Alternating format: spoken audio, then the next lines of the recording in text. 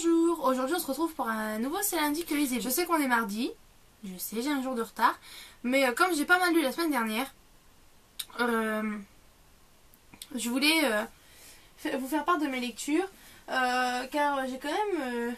je me suis un peu quand même rattrapée sur le rythme que j'avais un peu perdu. Là je sais que je vais reprendre les cours donc ça va être belote, je pense que je vais de nouveau lire 1 à 2 livres par semaine et encore pas des gros. Donc voilà, je vais revenir sur mes lectures de la semaine passée. Alors la semaine dernière, je vous quittais en disant que j'étais en train de lire le tome 3, Le secret de l'épouvanteur, il me semble, je ne suis plus sûre. Si, c'est ça. Donc je lisais le secret de l'épouvanteur. Donc comme toujours, ça a été une réelle surprise. J'étais encore complètement transportée dans le monde de Joseph Delaney. J'ai vraiment hâte de lire la suite. Bon, peut-être, je pense que je m'attendais à autre chose en tant que secret. On va dire qu'il y a un petit moins parce que on va dire qu'au niveau du titre on nous vendait quelque chose d'absolument extraordinaire et que c'était pas vraiment comme je le pensais, mais sinon j'ai toujours adoré. Plus en plus de sorcières dans l'ouvrage, toujours autant amoureuse d'Alice, il n'y a pas à dire, et toujours aussi impressionnée par la maturité que prend de tome en tome le jeune Tom Ward. Ensuite je lisais dans le cadre du partenariat avec Livre Addict et Livres de poche 110 tons de Jane Austen, achevé par une autre dame. J'avais trouvé le nom, mais je pense que je ne le trouverai pas. C'est pas grave, j'essaierai de l'écrire en bas de la vidéo. Donc là, pareil, vraiment très agréable lecture. J'ai vraiment aimé passer ces heures dans 110 tons. J'ai déjà fait la chronique sur le blog, donc je ne vais pas vraiment me pencher sur le sujet. Donc qu'est-ce qu'on y trouve dans ce livre? Donc on suit Charlotte Haywood, qui, comme dans beaucoup des Jane Austen, va être invitée par une famille plus ou moins fortunée, qui vont l'inviter dans la ville balnéaire de 110 tons justement. Et dans cette ville petite, avec très peu d'habitants, et puis en plus plutôt des saisonniers, on va se rendre compte que, comme toutes les petites villes, égale gros secret. Et Charlotte, qui est très observatrice, va s'amuser un peu à regarder un peu tout ce que font ces familles, et va essayer de découvrir tous leurs secrets, jusqu'au moment où apparaît Sydney Parker, qui est le frère de celui qui l'a invité à venir à 110 tons. Et on va dire que toutes ces bonnes habitudes d'observatrice, toutes ces bonnes résolutions vont un peu s'envoler. Elle va se rendre compte au fur et à mesure qu'en fait elle tombe amoureuse de cet homme, et elle, qu'on n'arrive pas à cerner, va à son tour ne pas réussir à cerner le beau Sydney, qui va un peu lui faire tourner la tête en bourrique. Et c'est du Jane Austen, c'est fait par une amoureuse de Jane Austen, et on retrouve bien le style, et j'ai vraiment adoré ma lecture, et ça donne envie de vite se replonger dans un roman du genre. Voilà. Ensuite j'ai reçu ma commande de vente privée Michel Lafon. J'ai reçu plusieurs livres, je vous ferai un IMM rapidement vendredi ou samedi, je verrai bien. Donc l'un d'eux c'était L.J. Smith, Un jeu interdit. Alors je sais, je m'étais fixé un programme que je n'ai pas suivi encore une fois. Toutes mes bonnes résolutions se sont envolées avec l'arrivée de ce paquet. La 4e de couverture m'avait beaucoup plu. Alors étrangement, je n'en avais pas entendu parler avant là. Je sais, c'est bizarre, pourtant c'est L.J. Smith. Donc j'en avais pas forcément entendu parler. La 4e de couverture m'avait beaucoup plu et je n'ai pas pu résister à commencer ce bouquin. Donc je me suis dit, allez, on lit le premier tome et c'est tout. J'ai vraiment adoré. Bon, c'est vrai que par moments on a des dialogues qui sont un peu niais, un peu niaiseux. Elle est un peu énervante par moments. On lui dit mais mon Dieu, elle le fait exprès. On dirait par moments un film américain de seconde zone, un film d'horreur de seconde zone. Mais cependant ça reste une très bonne lecture, je m'y suis beaucoup plu. J'ai adoré aussi l'originalité de l'intrigue. Et franchement, je m'y replongerai volontiers. Je me suis retenue de ne pas lire les chapitres 2, les volumes... Oh, je vais y arriver. 1, 2. Les tomes 2 et 3.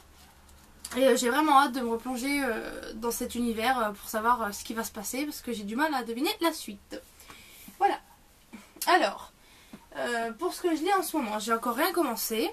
On va dire que j'étais pas mal prise hier et ce matin. Mais je compte lire une petite lecture qui à mon avis sera... Je regarde. Parce que je viens de voir un truc bizarre. Voilà. À mon avis je vais faire une lecture qui va être ma foi assez rapide. Que je devais lire depuis un moment. Et j'ai toujours pas lu, donc là j'ai promis que je le lirai, puis à peine 250 pages. 5 petits cochons d'Agatha Christie, donc une enquête d'Hercule Poirot. Donc je pense qu'au fur et à mesure des vidéos vous aurez compris que je suis vraiment une fan du genre, surtout d'Agatha Christie, mais surtout du personnage d'Hercule Poirot. Je regarde pas vraiment, je vois plus la série et les films et tout ce qui est en rapport avec Agatha Christie et Hercule Poirot que je ne lis les livres. Mais à chaque fois que je me plonge dans un Agatha Christie, c'est vraiment un réel plaisir. Et j'ai vraiment hâte de replonger là-dedans. Alors, pour ce qui est du reste de la semaine, lundi prochain, comme c'est mon anniversaire, je ne sais pas si j'aurai le temps de faire une vidéo. Dans la semaine, je ne peux pas vous promettre parce que c'est ma semaine de rentrée. Donc, là, attendez, là j'hésite entre vous mettre... Bon, attendez. Bon, voilà, excusez-moi pour cette coupure. Donc je disais, ça va être ma semaine de reprise, donc ça va être mon anniversaire en même temps le lundi, donc je pense pas que j'aurai vraiment le temps de faire une vidéo. Après il y a la reprise des cours, donc j'ai décidé de prendre plus de livres que je n'avais pris à la base pour vous faire un bilan complet de mes lectures dans 2 ou 3 semaines, je verrai bien. Donc ce que je compte lire après... Donc toujours Hunger Games l'embrasement. Alors je sais pas si vous avez vu, mais en ce moment je sais pas vraiment si c'est la bande-annonce officielle, je pense pas. Il faudrait que je vous la mette sur le blog. Mais j'ai vu ce matin une BO qu'on a vue sur YouTube avec ma soeur en même temps de regarder la bande-annonce de Le Dernier Exorcisme, partie 2, où je suis une friande de films d'horreur et tout ce qui est film un peu bizarre et gore. Et on a vu l'embrasement d'Hunger Games. Et donc ça me donne encore plus envie de le lire. Je suis en train de me remarquer que... Enfin bref. Donc voilà. Donc pour ceux à mon avis, vous êtes beaucoup à l'avoir lu. Donc elle a gagné les premiers Hunger Games. Et là elle va devoir faire une petite tournée avec Pita. Et malheureusement elle va être renvoyée dans l'arène. Donc j'ai vraiment hâte de reprendre cette lecture.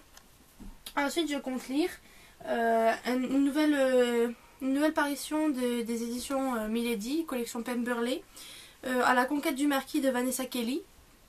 Donc cette 4e de couverture, j'en parlais dans Coup de hache sur les sorties de février, m'avait vraiment happé, m'avait vraiment attiré vers elle. Et là j'ai pas pu résister à l'acheter. Et j'ai vraiment hâte de me plonger dans cette lecture. Ensuite je compte lire Ex-Hall de Rachel Hawkins, que j'ai troqué avec Magdalene contre De Mon Sang, enfin bref. Donc encore une acquisition de cette semaine, je suis pressée de le lire et puis je suis pressée de vous en dire plus sur cette lecture. Ensuite je lirai, je ne l'ai pas avec moi, mais Madrugada. Donc c'est une jeune auteure qui m'a proposé de lire son livre sur tablette. Je me suis portée volontaire, je voudrais pas la faire attendre plus longtemps, surtout je lui ai promis une interview si le livre me plaisait. Donc je pense qu'après je vais me remettre à la tablette avec Madrugada. Et je vous dirai bien ce que j'en pense et peut-être que même que je vous le recommanderai. C'est avec l'histoire d'une métamorphe, d'une jeune métamorphe. Pour ceux qui ne connaissent pas les métamorphes, on en voit un, le beau Sam Merlotte dans True Blood. Donc voilà, je pense que ce sera tout. Comme d'habitude, vous me connaissez, je vais peut-être même pas me tenir encore à mon programme, donc on verra bien. Donc je vous remercie d'avoir visionné la vidéo. Comme d'habitude, j'espère que vous vivrez de bons moments livresques cette semaine et les semaines à venir si on ne voit pas. Je vous fais plein de bisous. Je vous dis certainement à vendredi ou à samedi pour un IMM, le premier en vidéo. Je vous remercie encore une fois d'avoir regardé la vidéo. Je vous fais plein de bisous et je vous dis à vendredi certainement.